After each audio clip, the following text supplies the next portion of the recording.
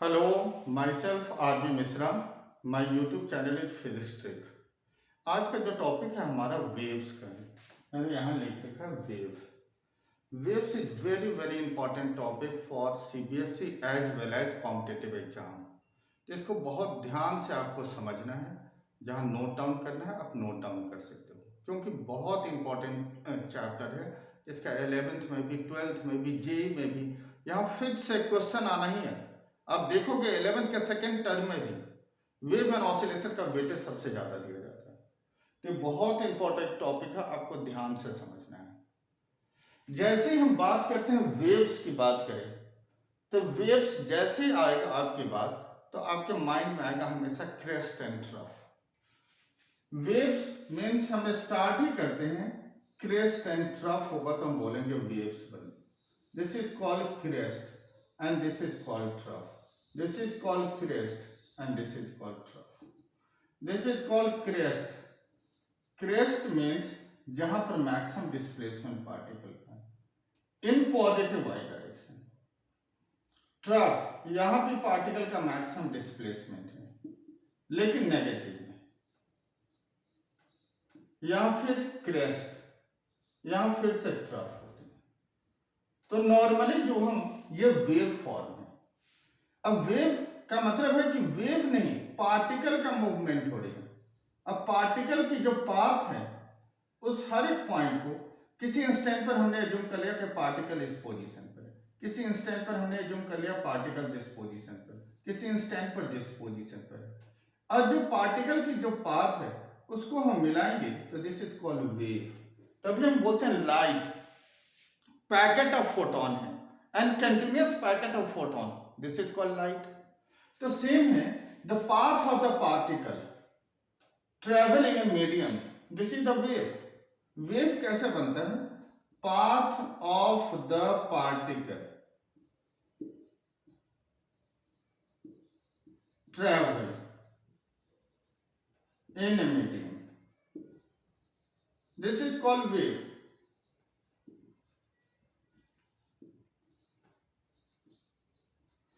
तो यहां पर जो हम वेव्स को डिफाइन, और यहां जो क्रेस्ट है तो हम कैसे डेफिनेशन लेते हैं? दो क्रेस्ट मीन सक्सेसिव क्रेस्ट या सक्सेसिव ट्रफ, इसकी जो बीच का डिस्टेंस होता है this is called wavelength. Wavelength is the distance between the two successive crest और two successive trough. This is called lambda is the wavelength. लेकिन इसका यह मतलब नहीं है कि क्रेस्ट से क्रेस्ट के ही बीच में मेजर करेंगे.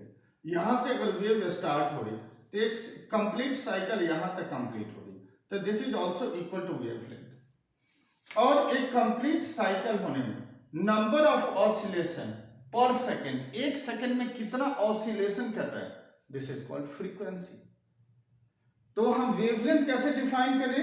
दो क्रेस्ट, टू सक्सेसिव क्रेस्ट के बीच का distance this is called wavelength. To successive trough के बीच का distance this is called wavelength. या एक कंप्लीट साइकिल का, एक साइकिल कंप्लीट करने में जो डिस्टेंस ट्रेवल होगा this is also equal to wavelength. और टाइम पीरियड होता है time taken to complete one oscillation. One oscillation का मतलब जहां से गया मोशन स्टार्ट हुई और फिर रिटर्न उसी मीन पोजीशन पर जिस पॉइंट पर आएगा this is called second time. जो मीन पोजीशन यहां से स्टार्ट होकर फर्स्ट टाइम सेकेंड टाइम जहां पर मीन पोजीशन पर आ गई तो एक कंप्लीट साइकिल हो गई. इसमें जो टाइम लगेगा this is called time period. तो सिंपल हमें जो वेव को डेफिनेशन है, तो वेव को हम कैसे समझे कि लाइक पॉन्ड है, पॉन्ड में हमने एक स्टोन ड्रॉप किया.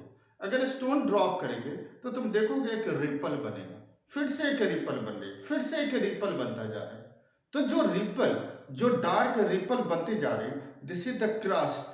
और दो क्रेस्ट के बीच का distance this is called trough. जैसे यहां पर हमने पॉन्ड में एक स्टोन ड्रॉप किया तो एक रिपल बन गई, फिर दूसरी रिपल बन गई, फिर थर्ड रिपल बनेगा. तो ये क्रेस्ट और ये क्रेस्ट, इसके बीच में ट्रफ हो गई. ये क्रेस्ट है, ये क्रेस्ट है, ये ट्रफ है, ये क्रेस्ट है. तो क्रेस्ट और ट्रफ क्या है? This is the disturbance. हमने मीडियम, हमारे जो मीडियम है, जैसे हमने पॉन्ड में बताया स्टोन को ड्रॉप किया, तो पॉन्ड में जो वाटर है this is the homogeneous medium. एक ही टाइप का वहां पर मीडियम है, दिस इज कॉल्ड होमोजीनियस. या उसी को हम बोलेंगे यूनिफॉर्म मीडियम है, जिसमें हमने डिस्टरबेंस क्रिएट किया। तो अगर मीडियम यूनिफॉर्म है तो जितने भी पार्टिकल है सभी एक ही फेज में मूव करता है, तभी इसका हम शेप डिफाइन कर पाते हैं। तो वेव का मतलब है transportation of the energy and momentum. Energy और मोमेंटम का ट्रांसफर होगा without any actual movement of the particle. जैसे आप एग्जांपल में ऐसे भी लोगे, लाइक ए ब्रिक्स है, दूसरा ब्रिक है, तीसरा ब्रिक्स है, चौथे ब्रिक है। अगर मैं इसको यहां से पुश करूं तो ये ड्रॉप कर जाएगा, ये ड्रॉप कर जाएगा, ये ड्रॉप कर जाएगा। लेकिन ये क्या, जो पार्टिकल जो इसे पुश कर रहा है, ये जो इसे पुश कर रहा है, क्या ये अपने पोजीशन से डिस्प्लेस होकर यहां आया? नहीं। तो यहां से ये इसे एनर्जी ट्रांसफर कर रहा है, यहां से ये इसे एनर्जी ट्रांसफर कर रहा है, यहां से ये इसे एनर्जी ट्रांसफर कर रहा है। तो एनर्जी की तो ट्रांसफर हो गई, लेकिन पार्टिकल अपने मीन पोजीशन पर ही ऑसिलेट कर रहा है। तो वेव का डेफिनेशन हम क्या लेते हैं? डेफिनेशन अगर हम वेव का लेंगे,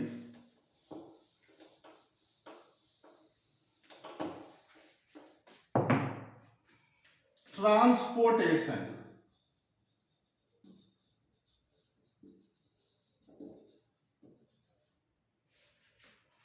एनर्जी एंड मोमेंटम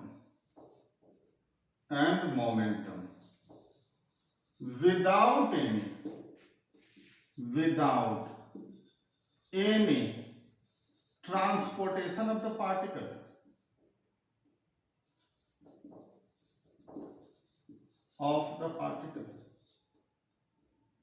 इसका ये मतलब हो गया कि पार्टिकल अपनी मीन पोजीशन पर ही ऑसिलेट कर रहा है, एडजेसेंट पार्टिकल के साथ उसके कोलिजन हो गए और एनर्जी की ट्रांसफर होती जाएगी। अब हम आ जाए टाइप्स ऑफ वेव में।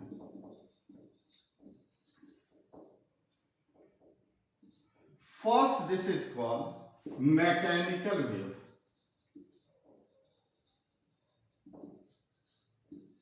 Second, this is called non mechanical wave.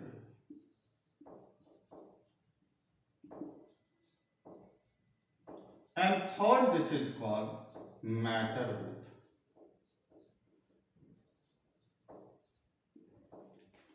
Name से भी क्लियर है, mechanical wave means medium is required.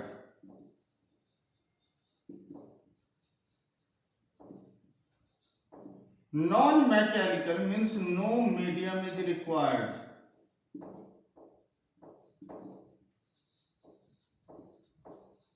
Third है matter wave, like de Broglie hypothesis means microscopic particle का मूवमेंट। तो इसके हमें जरूरत नहीं है, हमें जो साउंड में इस वेव में चैप्टर में पढ़ना, this is the mechanical wave. Mechanical wave का एग्जांपल हम ले सकते हैं साउंड वेव। नॉन मैकेनिकल, इसी को हम बोलते हैं electromagnetic wave, like light wave is non mechanical, no medium is required. तभी तुम देखोगे स्पीड ऑफ लाइट वैक्यूम में सबसे ज्यादा होता है, जैसे जैसे अदर मीडियम में वो एंटर करता जाएगा उसकी स्पीड चेंज होती जाती है, मतलब डिक्रीज होती जाएगी। लाइक वाटर में उसकी स्पीड कम हो जाएगा, ग्लास में उसकी स्पीड कम हो जाएगी, लेकिन वैक्यूम में सबसे ज्यादा है। तो मीडियम कोई कंपल्सन नहीं है, लेकिन यहाँ मीडियम कंपल्सन है। Without medium sound wave travel नहीं कर सकता। तभी तुमने भी सुना भी होगा कि जो एयर है, एयर में स्पीड ऑफ साउंड सबसे कम होता है और स्टील में सबसे ज्यादा है, because medium required, medium should be elastic. एक कंडीशन मैं अभी बताऊंगा कि साउंड मीडियम को, साउंड वेव को ट्रेवल करने के लिए कंडीशन क्या है, मिटा दें। अब मैं बताता हूं कि लाइक मैकेनिकल वेव और नॉन मैकेनिकल वेव, ये हमने बता दिया। अब हमें एक कंफ्यूजन होता है कि जब मैकेनिकल नॉन मैकेनिकल, तो फिर लॉन्गिट्यूडनल और ट्रांसवर्स क्या है? This is the type of wave motion, this is the type of wave, and transverse and longitudinal, this is the type of wave motion.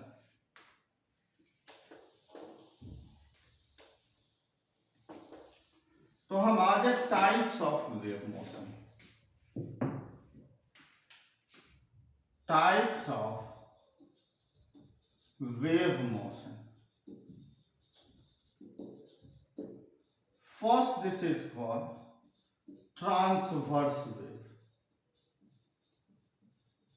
Wave motion is that type of transverse का meaning क्या होता है? This is the perpendicular wave this direction में, final इसकी displacement wave का this direction में है, तो वो ऐसे ऐसे वाइब्रेट करते हुए फॉरवर्ड मूव करे, तो उसी को हम बोलते हैं transverse axis. Direction of propagation के perpendicularly is that type of wave motion in which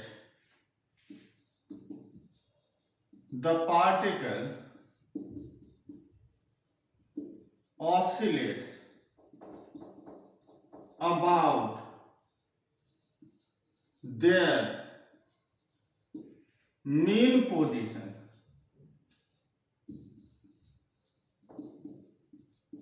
in a direction perpendicular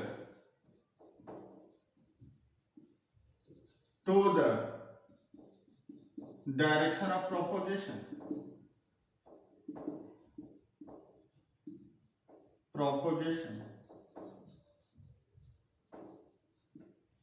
Like अगर हम डायग्राम से देखें तो wave, this is called direction of propagation. Direction of propagation का मतलब होता है कि फाइनल डिस्प्लेसमेंट वेव की किस डायरेक्शन में, और इलेक्ट्रोमैग्नेटिक वेव इसके परपेंडिकुलरली वाइब्रेट करेगी। तो this is called transverse. Note में लिखना है, no medium is required for the propagation of transverse wave. Example, electromagnetic wave or light. Note कर लीजिए, फिर मिटा दें। सेकंड हम लोग आ जाएंगे लॉन्गिट्यूडनल वेव पर। Second type is called longitudinal. Name से भी क्लियर है, along the direction of propagation of the wave. This is called longitudinal. Longitudinal wave motion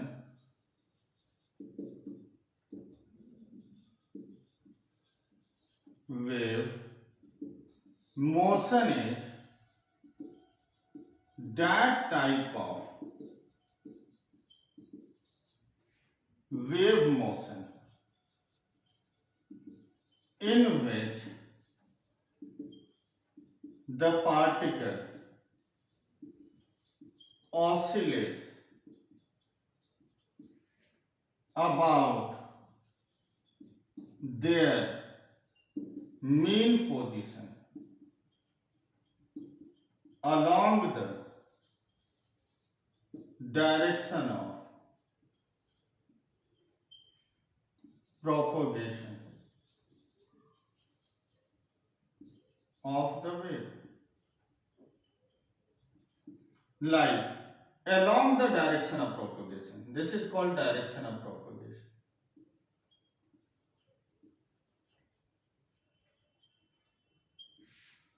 देखो ये जो वेव ट्रांसमिट हो रहा है, तो इसके लिए मीडियम रिक्वायर्ड है। अब मीडियम में एयर ट्रैवल कर रही है, पार्टिकल मूव कर रहा है, एडजेसेंट पार्टिकल के साथ कॉलिजन हो रही है, एनर्जी के ट्रांसफर हो रहा है, तो यहां पर इलास्टिक मीडियम होने चाहिए। जैसे इलास्टिक होगा तो compression and rarefaction. Simple इस वेव मोशन को आपको स्प्रिंग से समझना है। कंप्रेशन और रेयर फ्रैक्शन के कारण वेव की मूवमेंट है। यहां लाइक कंप्रेशन हम दिखा, फिर हम रेयर फ्रैक्शन दिखा रहे हैं, फिर हम कंप्रेशन दिखाएंगे, फिर हम रेयर फ्रैक्शन दिखा रहे हैं। This is compression and this is called rarefaction. Compression का मतलब पार्टिकल पास मूव कर रहे हैं, कंप्रेस करते हैं। रेयर फ्रैक्शन का मतलब रेयरर मीडियम, मीन्स पार्टिकल दूर दूर मूव कर रहे हैं। तो साउंड को ट्रैवल करने के लिए मीडियम में कंप्रेशन और रेयर फ्रैक्शन होता है, तभी हम साउंड वेव को प्रेशर वेव भी बोलते हैं, डेंसिटी वेव भी बोलते हैं। तो एग्जाम्पल लॉन्गिट्यूडनल के लिए साउंड वेव, साउंड वेव के ट्रेवल होने के लिए कंडीशन क्या है? Condition for the propagation of sound wave,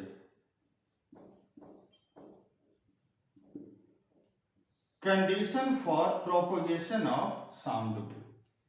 first is medium should be elastic, medium should be elastic.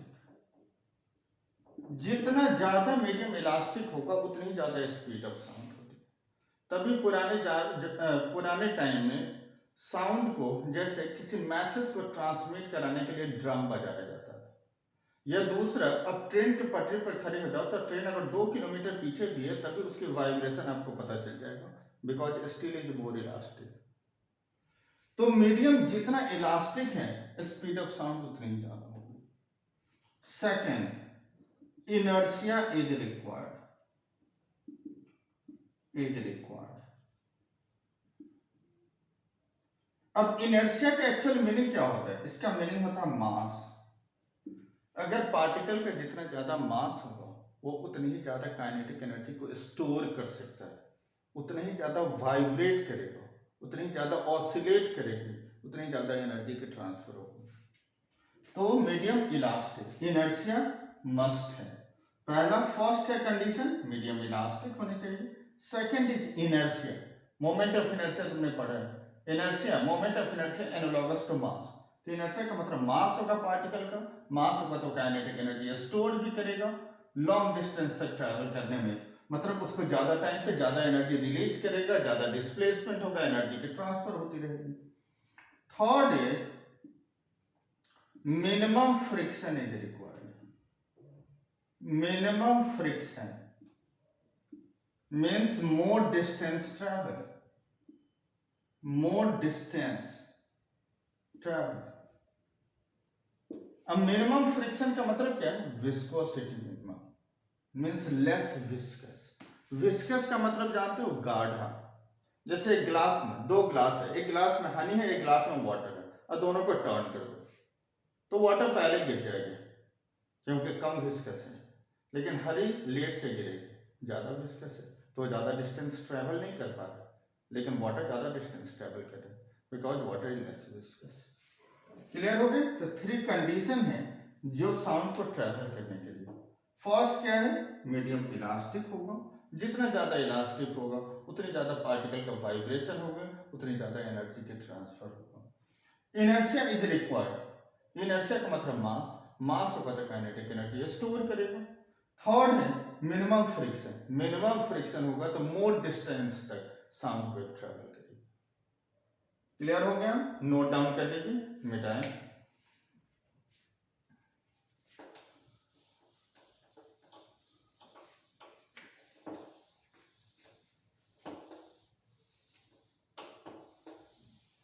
Next is speed of transverse wave, speed of transverse wave. First in stretched string, stretch string में speed of sound v is equal to under root of t by u। Speed of transverse wave in a stretch string, this is equal to under root of T upon mu, where T is the tension in the string and mu this is called linear mass density. Means इसी को हम बोलते हैं मास per unit length. Means wire की मास हमें given है, wire की length given है, तो हम म्यू कैलकुलेट कर सकते हैं mass by length. Second, in solid में ट्रांसवर्स वेव, इसके लिए फॉर्मूला होता है v under root of eta upon rho, where eta this is called modulus of rigidity, इसी को हम बोलते हैं shear modulus, and rho is the density of medium। तो speed of transverse wave. Next हम आएंगे स्पीड ऑफ लॉन्गिट्यूडनल वेव। मिटा दें, ठीक है। Next is speed of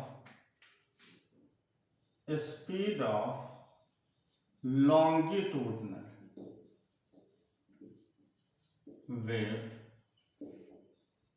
first, in fluid का मतलब आइदर लिक्विड और gas. V this is equal to under root of B upon rho, where B this is called bulk modulus and rho is the density of medium। इसको derive करने की आपको जरूरत नहीं, आपको डायरेक्ट यूज करना है। अदरवाइज आप डेराइव जो करोगे डायमेंशनली डेराइव करोगे। जैसे कैसे डेराइव करेंगे, V is the function of b to the power a root to the power b, dimensionally आप डेराइव कर सकते हो, लेकिन हमें जरूरत नहीं है। तो फ्लूइड में longitudinal wave v is under root of b by rho, where b this is called bulk modulus of elasticity and rho is the density of the medium। Second, in solid longitudinal wave, speed of longitudinal wave v is equal to under root of y by rho। y this is called Young's modulus of elasticity and the rho is the density of the medium।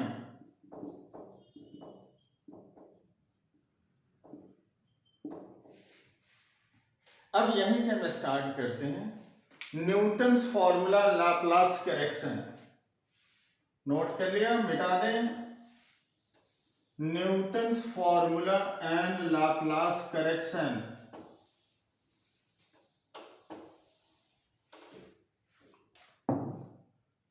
Newton's formula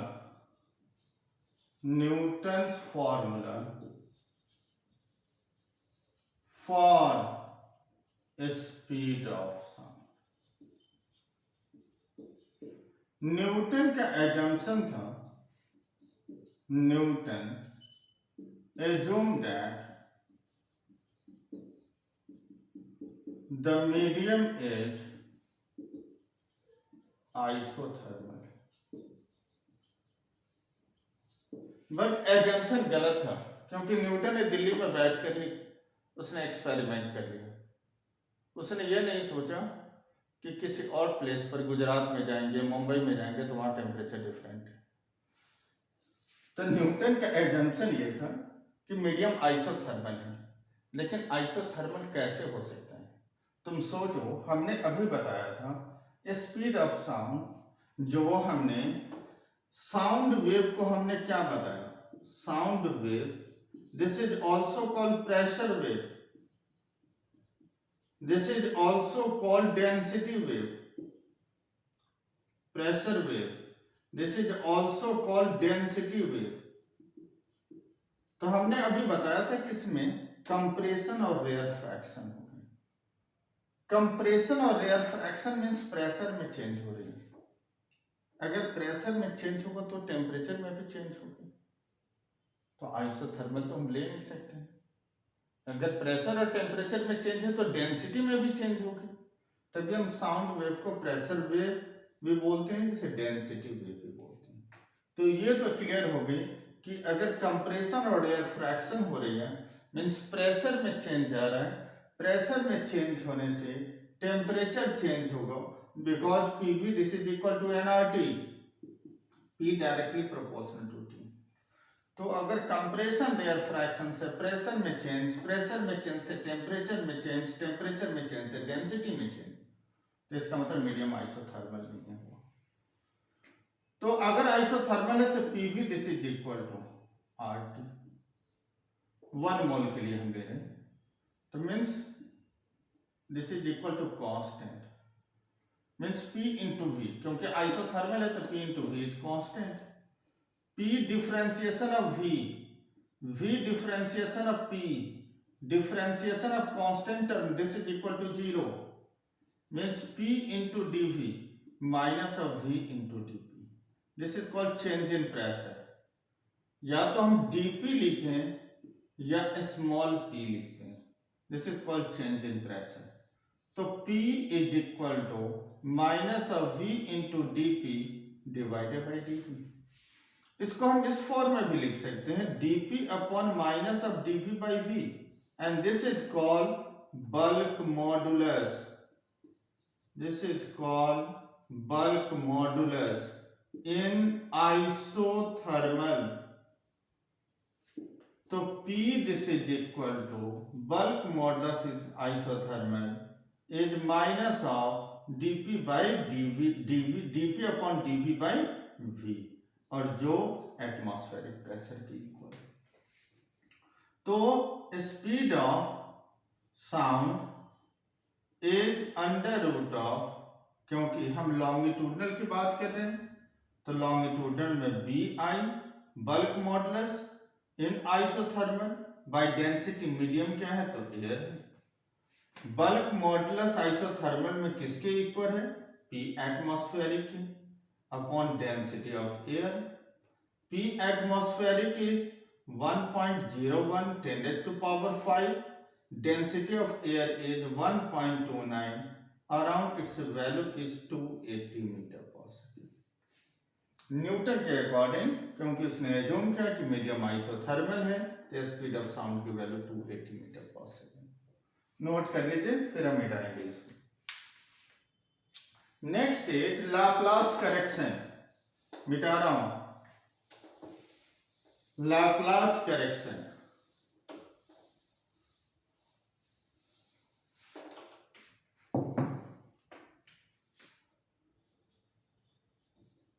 Laplace correction, Laplace के according Laplace found that the medium is adiabatic,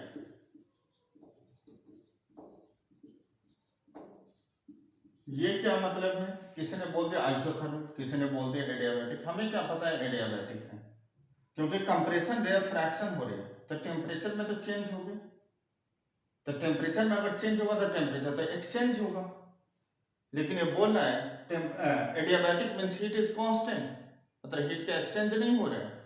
क्यों नहीं होगा, क्योंकि air is an insulator, because air is an insulator, therefore no exchange of heat की exchange नहीं होगा। तो इनके according PV to the power gamma is constant, where gamma is the ratio of two specific heat, Cp by Cv. P differentiation of V to the power gamma, V gamma differentiation of P, differentiation of constant term is 0.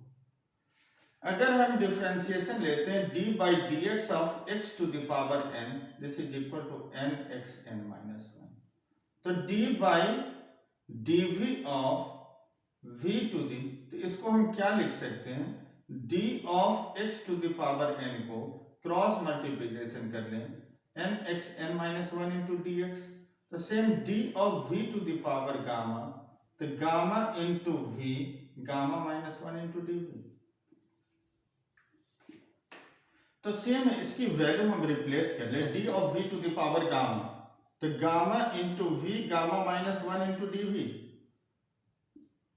Plus of v gamma into D p, constant term में zero, v of gamma minus one common निकाल दिया, क्योंकि इसे split करेंगे v gamma को, तो हम लिख सकते हैं gamma minus one into V to the power one, तो हमने v to the power v की power gamma minus one common लेने, तो gamma p into D we plus इसमें एक v बच गया into D P, and this is equal to zero, यहां से हम इसे डिवाइड कर लें, gamma p into D we plus of v into D P, and this is also equal to zero, means gamma p into D v is minus of v into D p, तो gamma p this is equal to minus into v into D p divided by d v minus of d p upon d v by v, this is called bulk modulus. लेकिन किसके लिए है, कौन सी condition है, तो adiabatic, तो B S से denote करेंगे। अब यहां से हम स्पीड ऑफ साउंड कैलकुलेट करें, तो v is under root of b upon rho density of the medium, तो b क्या है, एडियाबैटिक है, b a से डिनोट किया, density of the air, b adiabatic किसके इक्वल है, gamma into p by density of the air, under root of gamma under root of p by rho, this gamma for air, this is equal to 1.4 because air is diatomic, diatomic होता है तो उसकी gamma की value 1.4, तो यहां से हम v calculate करें, अंडर रूट गामा की वैल्यू 1.4, अब p बाई रो हमने आइसोथर्मल में कैलकुलेट किया था 280, this is equal to 330 metre per second according to Laplace. यहां तक सबको क्लियर है? This is very important topic जो 11th के पेपर में आता है, मिटा दें, चलिए।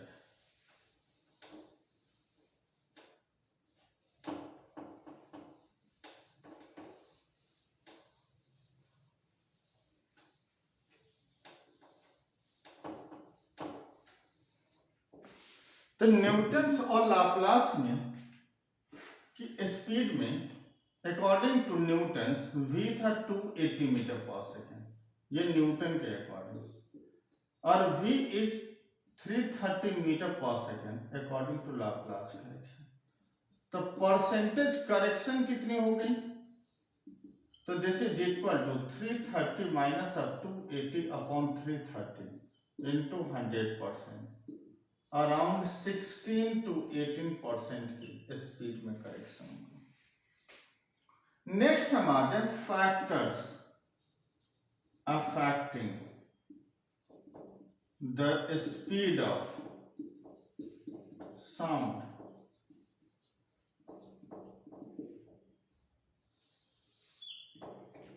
Factor affecting the speed of sound, first इसमें सबसे पहले पूछा जाता है effect of pressure, effect of pressure. तो नॉर्मली हम फॉर्मूला अगर लेते हैं स्पीड ऑफ साउंड के लिए, तो under root of gamma P by rho, तो हर बच्चा यही आंसर करेगा, प्रेशर बढ़ेगी वेलोसिटी ऑफ साउंड बढ़ेगा, लेकिन नहीं बढ़ता है। जैसे यहाँ इस मीडियम में प्रेशर फिक्स है, डेंसिटी फिक्स है, अदर प्लैनेट में तो वहां भी प्रेशर और डेंसिटी की वैल्यू फिक्स्ड है। तो for a given medium, for a given medium P by rho is constant, therefore pressure has no effect on the speed of sound. Second, effect of temperature.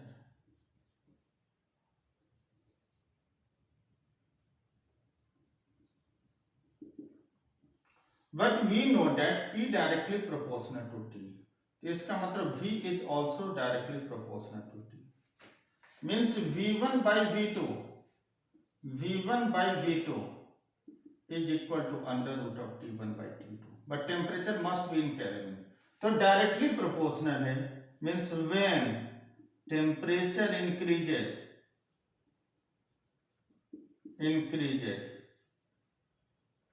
the speed of sound increases.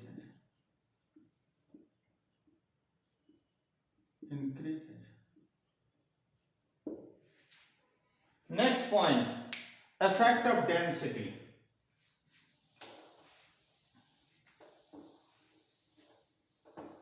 Effect of density. Effect of density. Effect of density के लिए normally हम compare करेंगे तो V is 1 by under root of rho, क्योंकि V is equal to under root of, because V is under root of gamma P by rho. तो हमने तो अभी बताया कि प्रेशर का क्या इफेक्ट होगा, तो हमने बताया कि प्रेशर में for a given medium P by rho is constant. The speed of sound has no effect on the pressure. तो जब प्रेशर के से इफेक्ट नहीं होगा तो डेंसिटी का क्यों होगा. तो यहाँ पर वैसे अगर नॉर्मली एक गैस की बात करेंगे तो नहीं है, तब हम कंपैरिजन दो गैस का करते हैं. दो गैस लेंगे सेम प्रेशर पर, डिफरेंट डेंसिटी का मतलब different nature of gas. At constant pressure take two different gases. ये तभी पॉसिबल है. Means V1 1 by rho 1 under root, V2 1 by under root of rho 2, means V1 by V2 under root of rho 2 by rho 1. Means when the density increases, the speed of sound decreases. ये दो gas के लिए हम compare कर सकते हैं. Single gas में आप नहीं बता पाओगे. सिंगल गैस में तो कांस्टेंट रहेगी डेंसिटी. हम दो गैस का कंपेयर करेंगे तभी हम बताएंगे. फोर्थ पॉइंट इज, यहां से क्वेश्चन आता है सीबीएसई में. Fourth is effect of humidity. Density of moisture air is less than dry air. Therefore, speed of sound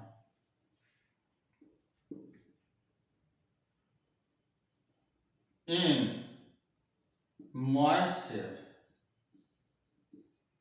is more than dry air. अब मॉइस्चर के लिए सबसे इजी एग्जांपल है, वाटर है, उसको बॉयल कर रहे हैं तो वेपर बन रही है. तो वेपर इज द मॉइस्चर. हल्की हो रही है, डेंसिटी कम है, ऊपर की ओर मूव करता जाता है, तो हम उसे बोलेंगे मॉइस्चर. तो मॉइस्चर होगा तो ऑब्वियस है ड्राई एयर से डेंसिटी उसकी कम होगी, तभी वो एस्केप करता जा रहा है. तो डेंसिटी इसकी कम है, तो स्पीड ऑफ साउंड इसमें ज्यादा होगा. Fifth, effect of wind. Wind का क्या इफेक्ट होगा. तो नॉर्मली हम क्या लिखते हैं, wind support the speed of sound. हमने क्या लिया, like this is the direction of wind and this is the direction of sound. ये थीटा एंगल है. तो velocity of sound, velocity of wind, इसका एक कंपोनेंट यहां होगा अलोंग द विंड. साउंड की ये साउंड हमने यहां लिया, वी साउंड यहां ले लें, अब वी विंड यहां ले लें। तो विंड का एक कंपोनेंट तो यहां आएगा, वी विंड कॉस थीटा। जो कॉस थीटा है वो साउंड के डायरेक्शन में है, तो वी रिजल्टेंट अगर हम लिखते हैं तो V sound plus V wind cos theta. But ये डिपेंड करता है थीटा पर। अगर if wind and the sound are in the same direction, then V resultant V sound plus a V wind. But when the wind is in opposite direction, then V resultant V sound minus a V wind. This is the resultant. These are the factors on which the speed of sound depends. अब हम आ जाएं travelling wave, this is also called progressive wave. Progressive wave का equation हमें कैसे लिखना है वो मैं मेथड बताऊंगा, पहले इसको नोट डाउन आप लोग कर लीजिए।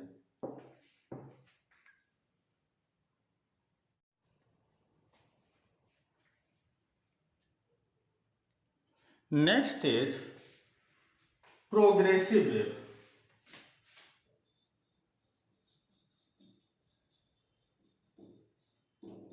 This is also called traveling wave. इसका मतलब इस वेव का डिस्प्लेसमेंट होगा। अब यहां पर देखो, वैसे इक्वेशन लिखना मैं मेथड बता रहा हूं, वैसे जरूरत नहीं है, आपको रिजल्ट पता होने चाहिए। हमने एज्यूम कर लिया ये वेव का मूवमेंट है, किसी इंस्टेंट पर हमने एज्यूम कर लिया कि वेव इज दिस पोजीशन पर। इसका मोशन एक्स और वाई में देखेंगे, वाई डायरेक्शन में this is the instantaneous displacement. अगर हम देखें तो एक्स डायरेक्शन में वेव टी डैश टाइम में ट्रैवल कर रहा है, यहां से यहां तक, और टी टाइम में वेव यहां से यहां तक आने में उसको टाइम टी लग रही है वेव को। तो इसका मतलब यहां से यहां तक जो इंस्टेंटेनियस डिस्प्लेसमेंट हो रहा है उसमें टाइम क्या रहेगा, T minus of T dash. यही तो हमें इंस्टेंटेनियस डिस्प्लेसमेंट के इक्वेशन फाइंड करनी है। तो y is equal to a is the amplitude, a sine y direction में तो साइन ओमेगा, और टाइम कितना इंस्टेंटेनियस डिस्प्लेसमेंट है तो t minus of T dash. T dash time x distance travel करने में, a sine omega t, t dash is x by v. This is equal to a sin omega t minus omega by v into x. This is equal to omega by v is equal to, अगर हम omega by v देखें तो omega होता है 2 pi by big T into velocity, अब velocity into time, time period, this is the distance travel, एक complete wave को travel करने, तो this is equal to lambda, तो यही 2 पाई बाय लैम्डा हो। This is equal to a sine omega t minus of 2 pi by lambda into x, और इसी को हम बोलते हैं k। This is also called propagation constant omega t minus of kx। This is the function of yxt, means displacement हो रही है wave की, ट्रैवलिंग है, आइदर t की वैल्यू हम चेंज करें तो y में चेंज होगा, या x की वैल्यू चेंज करें तब भी y में चेंज होगा। क्लियर है? तो this is called instantaneous displacement of the particle. यहां तक नोट डाउन कर लीजिए। नेक्स्ट हमें डिस्प्लेसमेंट अगर हमें नोन है तो हम वेलोसिटी भी कैलकुलेट कर सकते हैं। इसे मिटा रहे हैं।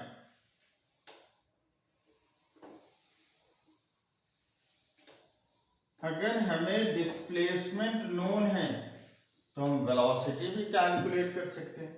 तो नॉर्मली जो इंस्टेंटेनियस डिस्प्लेसमेंट इक्वेशन है, this is equal to A sine omega T plus minus के एक्स हम देते हैं।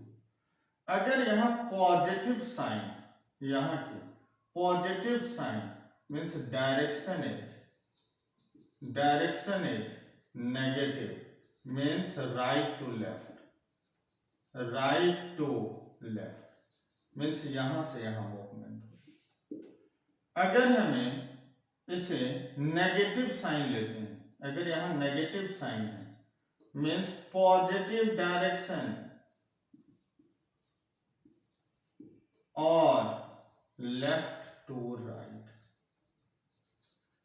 तो नॉर्मली हम पॉजिटिव वाले इक्वेशन लेते हैं। तो x t is a sine omega t minus of k x. This is the displacement equation of the instantaneous displacement of the particle.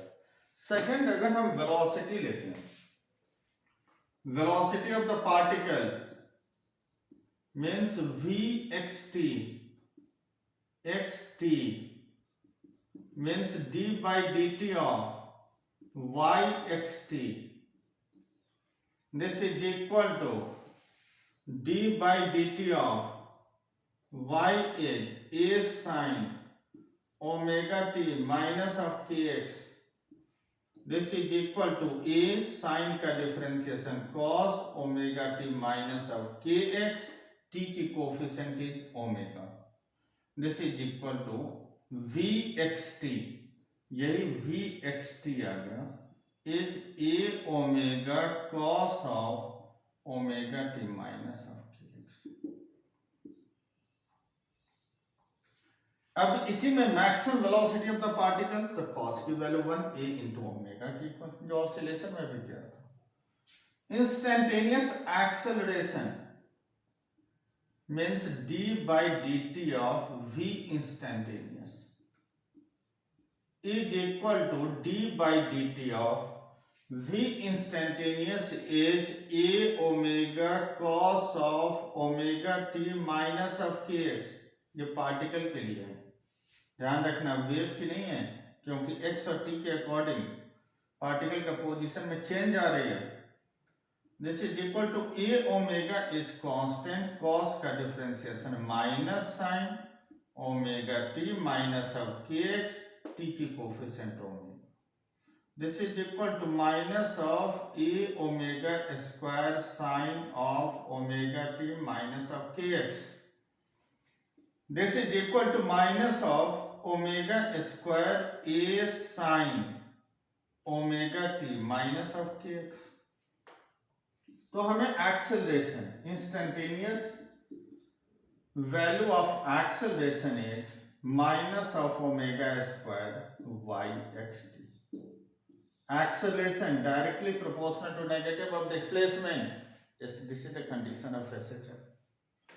तो this is the progressive wave में और travelling wave में हमने displacement equation of the particle, instantaneous displacement, instantaneous velocity हमने बताया, instantaneous हमने acceleration बताया। Next हम आ जाएं, अब हम स्टैंडिंग वेव पर आते हैं। इसी को और भी आपको सिंप्लीफाई करना है, जैसे displacement equation y is a sine omega t minus of k x. अगर न्यूमेरिकल सॉल्व करने के लिए इस पर आता है तो 2 पाई ओमेगा को 2 pi by big T minus of k is 2 pi by lambda into x. Big T, this is called time period, lambda in the wavelength, x is the instantaneous displacement. अगर यूनिट वाइज भी देखो, time से time में cancel हो जाएगा, angle बच गई, lambda से डिस्टेंस कैंसिल हो गया, एंगल बच गया। तो अगर हमें कभी स्पीड ऑफ द वेव अगर चाहिए होता है, स्पीड ऑफ द वेव, तो ये होता है वैल्यू ओमेगा, ध्यान में रखना है। This is the speed of the particle and speed of the wave. जब भी यहाँ इक्वेशन दिया हो और इससे तुम्हें बोले स्पीड ऑफ द वेव, तो याद रखना डायरेक्टली ओमेगा बाई के करोगे। अब क्वेश्चन तुम्हारे माइंड में होगा ओमेगा बाई क्यों क्यों लिख रहे हैं, तो omega is 2 pi by dt और k is 2 pi by lambda. यही लैम्डा ऊपर चला जाएगा, lambda upon t। Lambda is the complete cycle में distance travel upon time period, this is equal to speed of the wave. Clear? The speed of the wave this is equal to omega by k या lambda by dt से आप बता सकते हैं। Next हम लोग आ जाए स्टैंडिंग वेव, इसी को हम बोलते हैं stationary wave. Standing wave this is also called stationary wave. Name से भी क्लियर है, स्टैंडिंग मीन्स खड़ी हो गई, ट्रैवलिंग मीन्स मूव कर रहे हैं। तो उसको खड़े कैसे कर सकते हैं? अगर लाइक दो पर्सन है, 10 न्यूटन का फोर्स से मैं पुल कर रहा हूं और 10 न्यूटन का फोर्स से दूसरा पुल कर रहा है, तो फाइनली क्या हो जाएगा, सिस्टम स्टेशनरी हो जाएगी क्योंकि नेट फोर्स 0 हो जाएगा। तो सेम हम बता रहे हैं स्टैंडिंग वेव में दो ट्रैवलिंग वेव को सुपर इम्पोज कराने हैं, लेकिन वो दोनों ट्रैवलिंग वेव अपोजिट डायरेक्शन में चल रहा हूं, तभी वो सुपर इम्पोज होकर नेट 0 कर सकते हैं। लाइक इसमें भी मोशन के लिए दो कंडीशन होता है, एक होती है फिक्स एंड और एक होता है मूवेबल एंड, और स्ट्रिंग यहां से अटैच्ड है। फिक्स एंड ये फिक्स्ड है। जब भी तुम फिक्स एंड पर यहां पर तुम जर्क प्रोवाइड करो तो ये डिस्टरबेंस होगा जिसके कारण वेव की फॉर्मेशन, फिर ये ट्रैवल करेगा, ऐसे ट्रैवल। अगर ये फिक्स एंड है तो ये एंड यहां फोर्स अप्लाई करेगा। तो according to Newton's third law ये वॉल भी इसके ऊपर फोर्स यहां अप्लाई करेगा, जिसके कारण यही वेव अपोजिट फेज में डिस्प्लेस होकर जाएगा।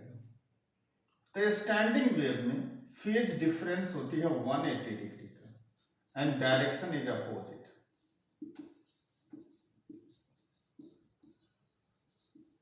लेकिन अगर ये मूवेबल एंड है तो यहां से हम जर्क अगर प्रोवाइड करते हैं तो ऐसे वेव की मोशन होगी, ये इसको यहां मूव करा के ले जाएगा क्योंकि मूवेबल एंड फिक्स नहीं है।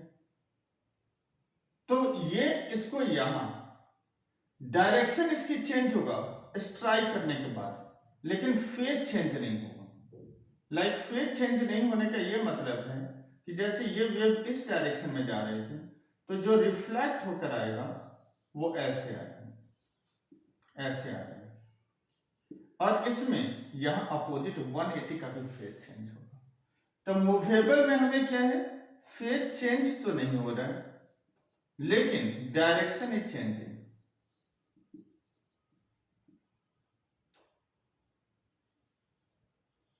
इतना ही है बाउंड्री इफेक्ट का कंडीशन, जो बुक में लिखा होता है बाउंड्री इफेक्ट, बहुत बड़ी बाउंड्री, ऐसा कुछ नहीं, इतना ही है। फिक्स्ड होगा, फेज चेंज भी होगा, डायरेक्शन भी चेंज होगा। अगर मूवेबल होगा फेज चेंज नहीं होगा, केवल डायरेक्शन चेंज होगी। तो हम स्टैंडिंग वेव को यहां डिफाइन करेंगे, two travelling wave, two travelling waves of equal amplitude, equal frequency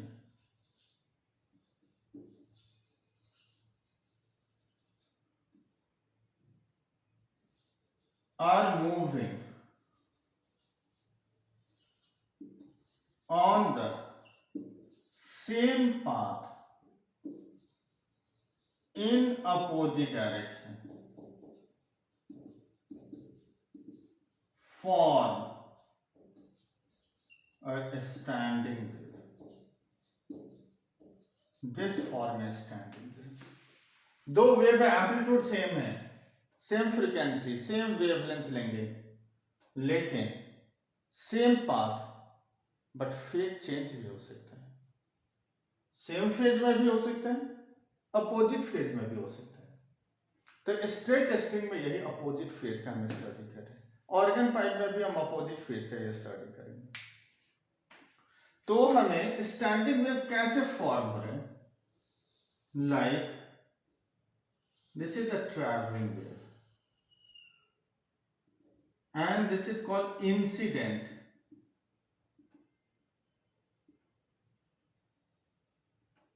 and this is the reflected wave. दोनों सुपर इम्पोज होगा।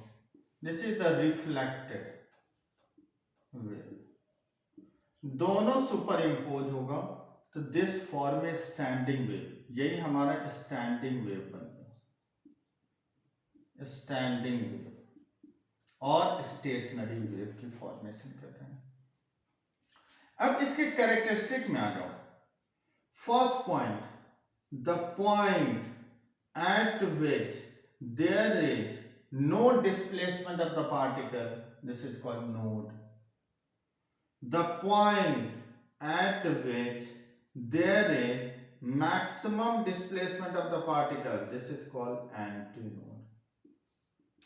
First point क्या है? The point at which there is no displacement of the particle, this is called node.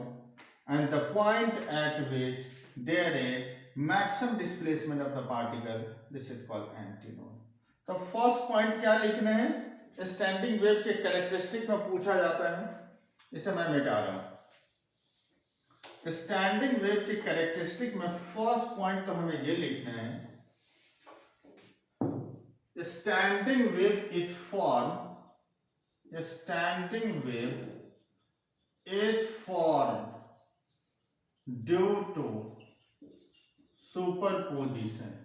First point characteristic, due to incident and reflected wave.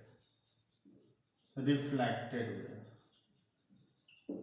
The point at which there is maximum displacement of the particle is called node. At which there is maximum displacement of the particle is called antinode. And the point at which there is no displacement of the particle is called nodes. Nodes का मतलब है जहां particle का कोई displacement नहीं होगा। Anti node जहां पर पार्टिकल का मैक्सिमम डिस्प्लेसमेंट होगा। थर्ड पॉइंट में आप लिखोगे distance between two successive nodes. Distance between two successive nodes is lambda by 2. Same distance between two successive antinodes is lambda by 2. Fourth point, distance between successive node and antinode. Distance between successive nodes and antinode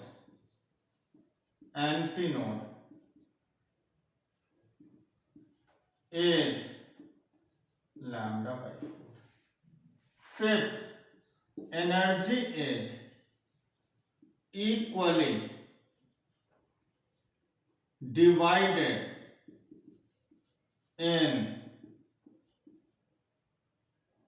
incident and reflected wave. Next हम लोग आ जाए standing wave stretch string के लिए। Standing wave in stretch string,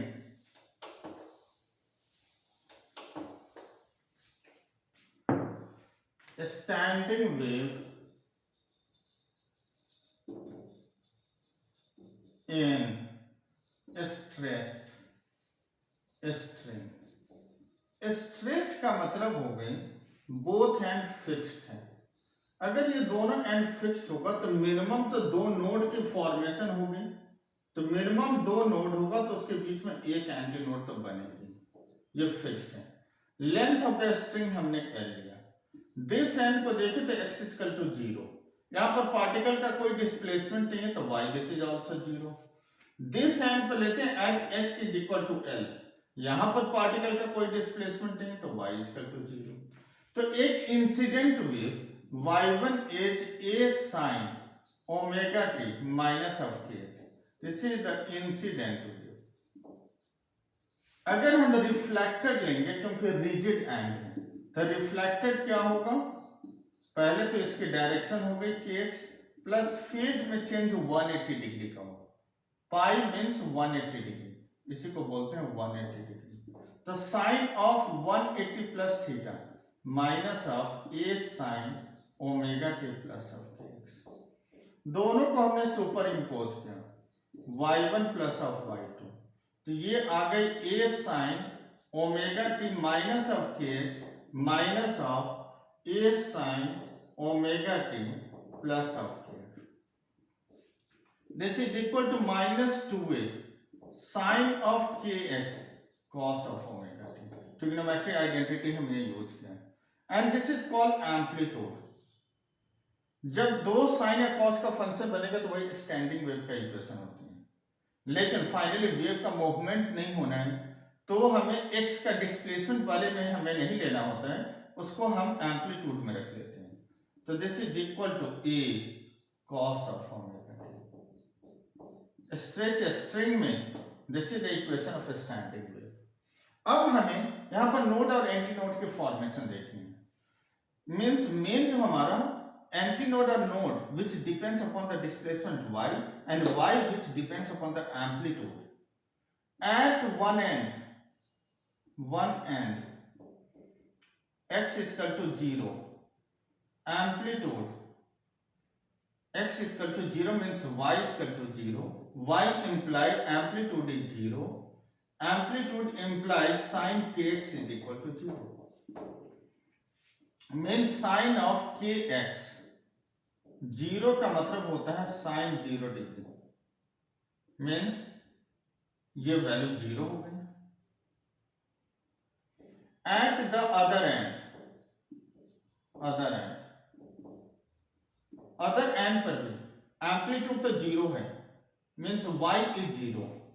eight the other x equal to l पर भी y की value 0 है, means sine of k into x this is equal to 0 and x is l means sin of k into l is equal to 0 and this is equal to sin of n into pi, sin n pi की value 0। तो यहां से हम expression लिखें तो sin of kl is equal to sin of n into pi और k होता है 2 pi by lambda into l, n into pi, pi to pi cancel, lambda की value 2l by n। First normal mode general expression, first normal mode, इसी को हम बोलते हैं fundamental frequency. Fundamental frequency इसी को हम बोलते हैं first harmonic. First harmonic means n is equal to 1, lambda की वैल्यू कितना होगा 12 by n is 1 means 12, means lambda 12 की इक्वल। तो लेंथ ऑफ द स्ट्रिंग कितना होगा लैम्डा बाई 2, लैम्डा बाई 2 का मतलब क्या होगा हाफ ऑफ द वेव होगा, क्योंकि कंप्लीट वेव ये कंप्लीट होगा लैम्डा, तो यहां हाफ ही तो होगी लैम्डा बाई 2, यही तो फॉर्म होगा। L length of the string this is equal to lambda by 2, तो v this is equal to speed of sound in a given medium remain constant, तो v this is equal to nu1 into lambda 1, तो nu1 is equal to v by lambda 1, v upon lambda की value 12, 1 by 12, v stretch string में under root of t upon mu. This is called fundamental frequency, और इसी को हम first harmonic बोलेंगे। इसे मैं मिटा रहा हूं। Next stage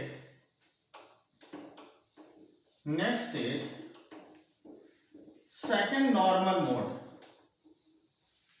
second normal mode, second harmonic.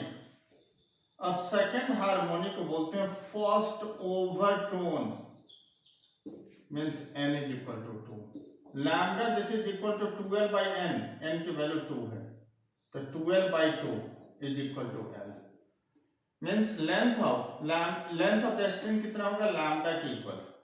इसका मतलब ये lambda by 2 and this is lambda by 2, तो यहां नोड बनेगा n1 n2 n3, तो anti node is a1 and a2, means 3 node and 1 anti node, means node is 1 more than anti node. V this is equal to nu2 into lambda 2, तो nu2 is v by lambda 2, v by lambda की value l, 2 से multiply 2 से divide, अब v by 2l is nu1, तो nth normal mode generalise कर लेंगे, इसी को बोलेंगे nth harmonic. This is also called n minus 1th overtone, means new nth, n times of nu. Next हम आते हैं ऑर्गन पाइप, नोट कर लीजिए। Next stage organ pipe.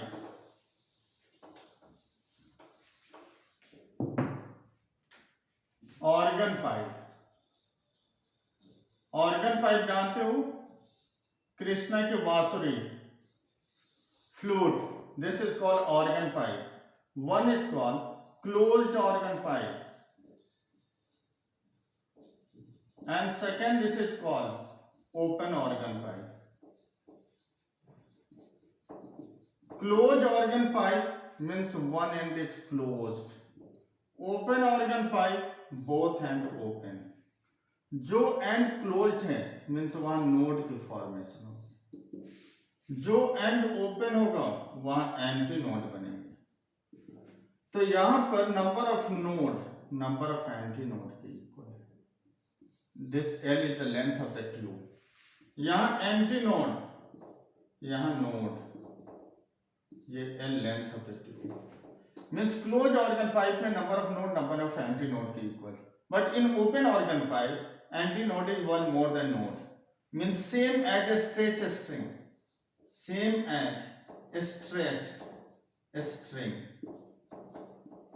Means number of nodes in a stretch string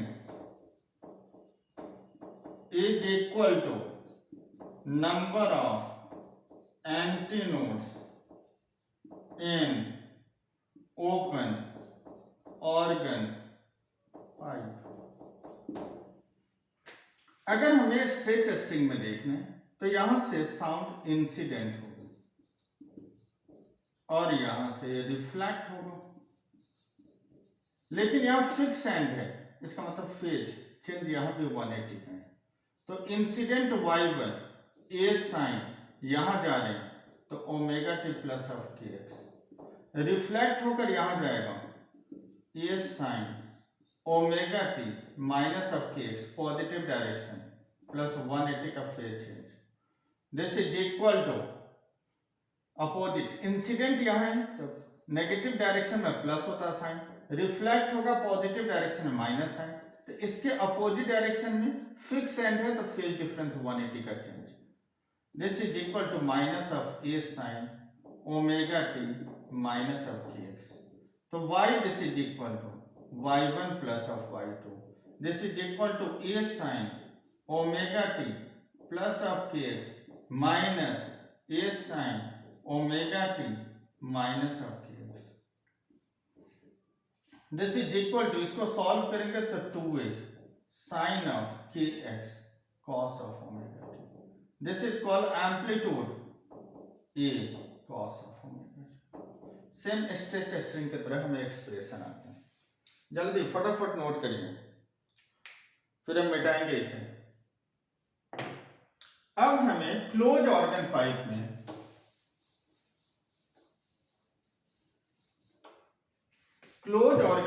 में यहां देखते हैं x equal to 0, y की वैल्यू 0। यहां पर x equal to l, y की वैल्यू मैक्सिमम हो रही है क्योंकि एंटी नोड बन रहा है।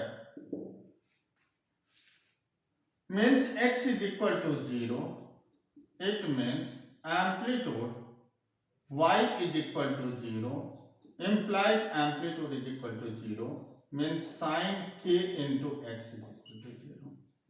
At the other end, antinodic form means x is equal to l पर sin of k into l, और इसकी value maximum means sin of 2n minus 1 into pi by 2 k into l, 2n minus 1 pi by 2, k हो गए 2 pi by lambda into l, 2n minus 1 pi by 2, means lambda की value आएगा 4l by 2n minus of 1, this is equal to lambda. अब हमें चाहिए first normal mode, यहां से मैं इसे मिटा रहा हूं। First normal mode of vibration, second normal mode of vibration, first normal mode, this is also called fundamental frequency. Fundamental frequency means इसी को हम बोलते हैं first harmonic, means n is equal to 1, lambda this is equal to 4l, 2 into n is 1 minus of 1, means 4l by 1। तो यहां से l की value कितना आएगा, तो लैम्डा बाई 4। लैम्डा बाई 4 का मतलब हो गया एक quarter wave, 1/4 of the complete wave. l is lambda by 4। Then v this is equal to ν1 into lambda 1, तो ν1 is equal to v by lambda 1। v by lambda, और lambda कितना है 4l। Next is second normal mode, means ये हमारा second normal mode, इसी को हम बोलते हैं, बट ये थर्ड हार्मोनिक यहां पर आता है। यहां सेकेंड हार्मोनिक नहीं होगा, फर्स्ट होगा, थर्ड होगा, फिफ्थ होगा, लेकिन ओवरटोन n इक्वल टू 2 पर ओवरटोन तो फर्स्ट ही होगा, ओवरटोन में कोई चेंज नहीं आएगा। Means n is equal to 2, lambda is 4l, 2 into 2 minus of 1, 4l by 3। तो l अगर हम कैलकुलेट करें तो 3 lambda by 4, 3 lambda by 4 means 2 lambda plus of lambda by 4 by 4, means lambda by 2 plus of lambda by 4। Lambda by 2 का मतलब हो गई half wave, और लैम्डा बाई 4 मीन्स 1/4, ये बनेगा n1 n2 a1 a2, और ये l की वैल्यू 3 लैम्डा बाई 4, यही आता है। अगर यहां से हम v कैलकुलेट करते हैं, v ν1 ν2 into lambda 2, v speed of sound in a given medium remain constant, तो ν2 v by lambda 2, v by lambda 2 की वैल्यू 4l by 3, तो ये 3 ऊपर आ गई, 3v by 4l। अब v by 4l किसके इक्वल है, ν1, means ν2 this is equal to thrice of ν1। देखो ν1 में 3 से मल्टीप्लाई है तो थर्ड हार्मोनिक। तो जनरलाइज अगर हम करें स्ट्रेच स्ट्रिंग में, तो ν_nth is equal to 2n minus 1 into ν1। n equal to 2 पर third harmonic first words form, n equal to 3 पर fifth harmonic fifth harmonic but second overtone, second overtone. Clear है? Next हम आ जाए beats. Note कर लिया, मिटा रहे हैं। बीट्स क्या होता है? दो साउंड वेव को सुपर इंपोज कराना, equal amplitude and nearly equal frequency are superimposed on each other, then difference in their frequency, this is called beats।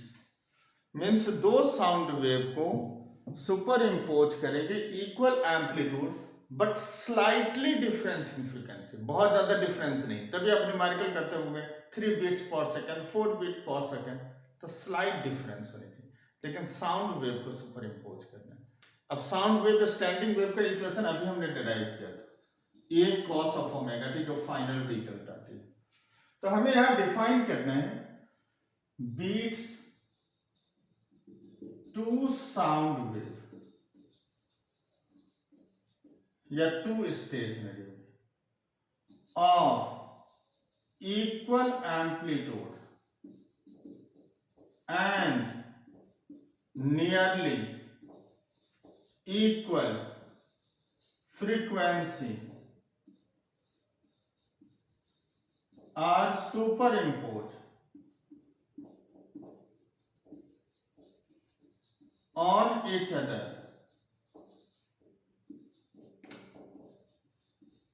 then nearly equal frequency, then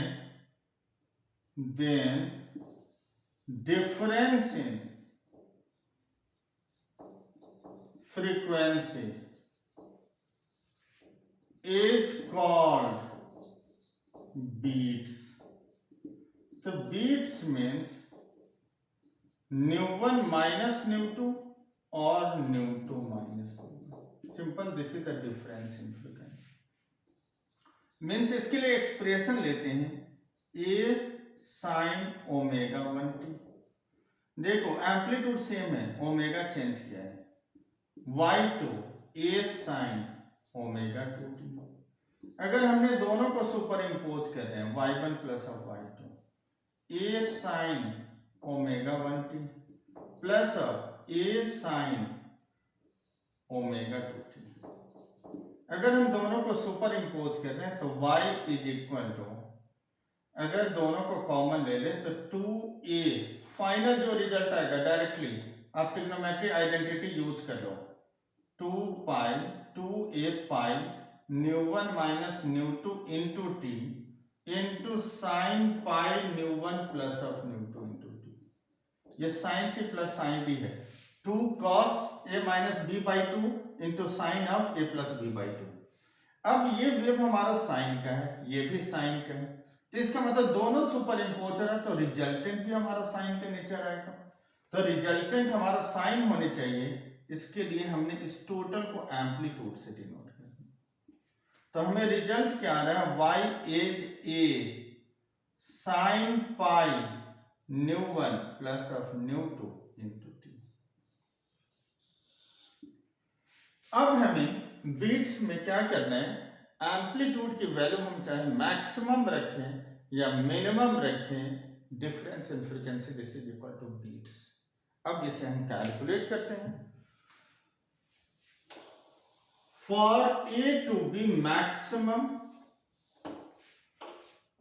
for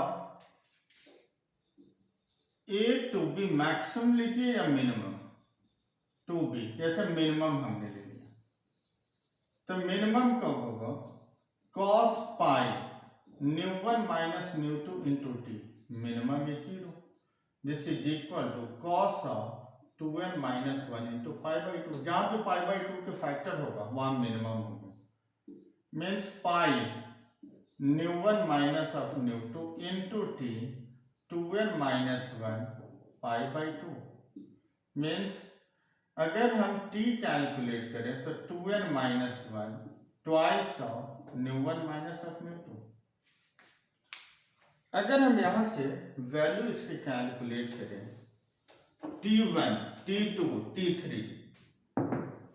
अगर हम T1 लेते हैं तो T1 is n की value 1, तो 1 upon twice of nu one minus of nu two. अगर हम T2 लेते हैं तो ट्वाइस ऑफ n की वैल्यू 2 लेते हैं तो 3 times 2 into nu one minus of nu two. T3 n की value 3, 5/2 into nu one minus of nu two. तो delta t difference in time T2 minus T1, T3 minus of T2, T4 minus of T3, सबकी वैल्यू same होगी। This is equal to 3 upon twice of nu one minus nu two. इसे और इसमें difference लेते हैं 1 upon twice of nu one minus of nu two, 2 upon twice of nu one minus of nu two, 1 upon nu one minus of nu two. This is called difference in time is 1 upon difference in frequency. Means difference in frequency. This is equal to 1 upon difference in time interval. Last एक topic हम discuss कर रहे हैं Doppler effect. Doppler's effect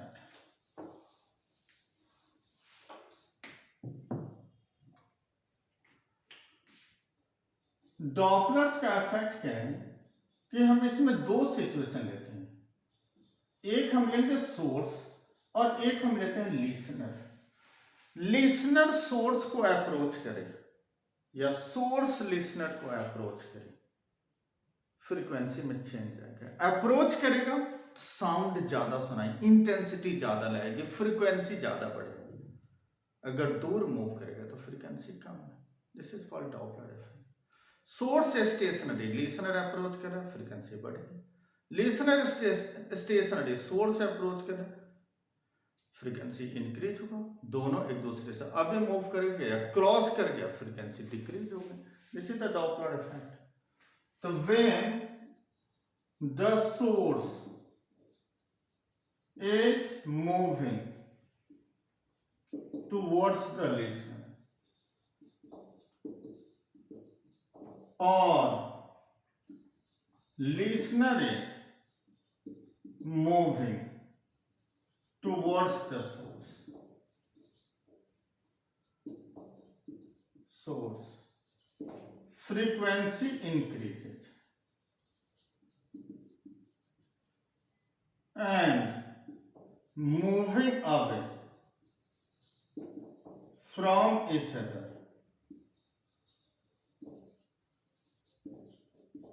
frequency decreases.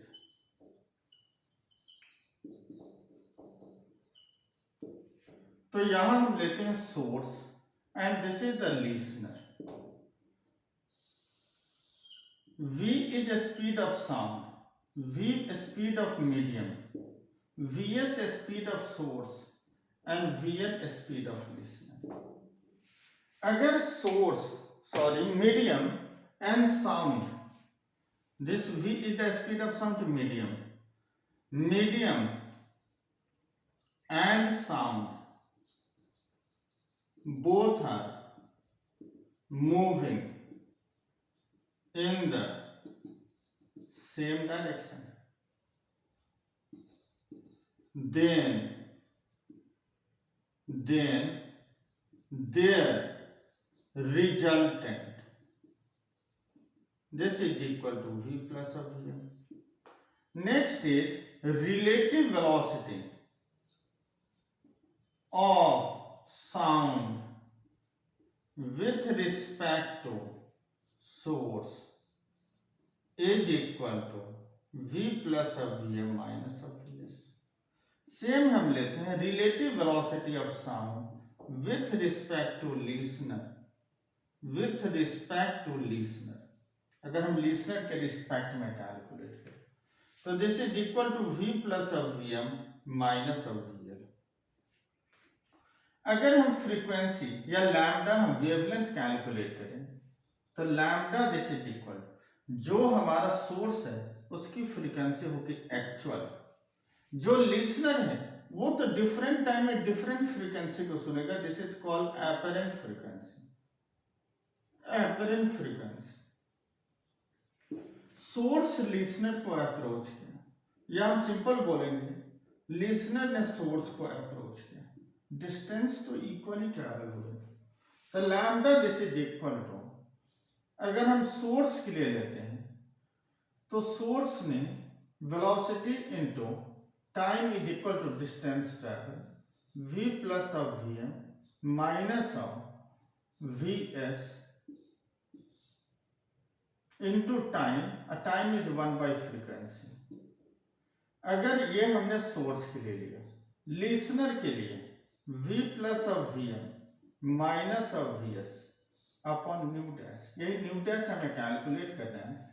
अगर हम दोनों को equate कर लें, लैम्डा लैम्डा डैश के equal means v plus of vm minus of vs upon nu v plus of vm minus of, यहाँ है vl, listen vl upon nu dash, तो nu dash this is equal to, this is the apparent frequency v plus of vm minus of vl by v plus of vm minus of vs into new. Normally हम medium को rest में consider करें तो apparent frequency is v minus of vl upon v minus of vs into new. अब तो ये general expression है, हमें अपरेंट फ्रीक्वेंसी बढ़ाना है, तो या तो हम इसको प्लस करें तो ये बढ़ेगा, ये माइनस में रहेगा तब बढ़ेगा। अगर हमें इसे कम करना है तो या तो इससे माइनस रखें या इससे प्लस रखें, तो सिचुएशन के अकॉर्डिंग आप साइन को चेंज करते रहोगे। तो हमारा ये वेव्स कंप्लीट हो गया। होप करते हैं कि आप लोगों को सबको समझ में आया होगा। अगर आपको समझ में आ गया तो सब्सक्राइब जरूर करिए, लाइक करिए, सब्सक्राइब करिए और फॉरवर्ड करिए अपने फ्रेंड के। All the best.